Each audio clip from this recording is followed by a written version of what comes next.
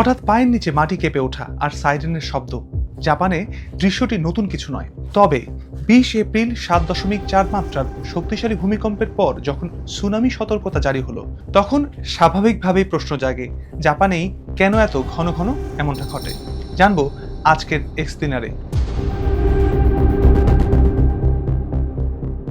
ভূমিকম্পটির কেন্দ্র ছিল সমুদ্রের তলদেশে, ভূপৃষ্ঠের মাত্র 10 কিলোমিটার গভীরে।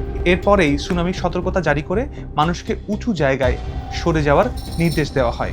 কয়েকটি বন্দরে ঢেউ আছড়ে পড়ে। মূলত জাপানের ভৌগোলিক অবস্থার কারণেই দেশটিতে এমন ঘটনা বেশি ঘটে। জাপান এমন একটি এলাকায় অবস্থিত যেখানে মাটির নিচের একাধিক বড় টেকটনিক প্লেট একে অপরের সঙ্গে ধাক্কা খায়। বছরের পর বছর জমে থাকা চাপ হঠাৎ মুক্তি পেলেই তৈরি হয় শক্তিশালী ভূমিকম্প।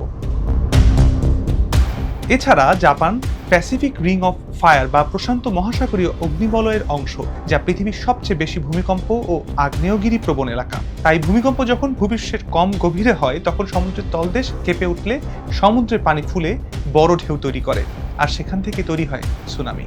এই ঘটনাটিও তার ব্যতিক্রম নয়। জাপানে ভূমিকম্পের চেয়ে অনেক সময় এই সুনামি বড় বিপদ হয়ে দাঁড়ায়। ভূমিকম্প মাপার জন্য জাপান শুধু রিক্টার স্কেলের মাত্রাই দেখে না, তাদের নিজস্ব তীব্রতা মাপার স্কেলও রয়েছে। একটি ভূমিকম্প নির্দিষ্ট এলাকায় কতটা কাঁপুনি অনুভূত করালো বা ক্ষয়ক্ষতি করলো, সেটাই তাদের কাছে বেশি গুরুত্বপূর্ণ।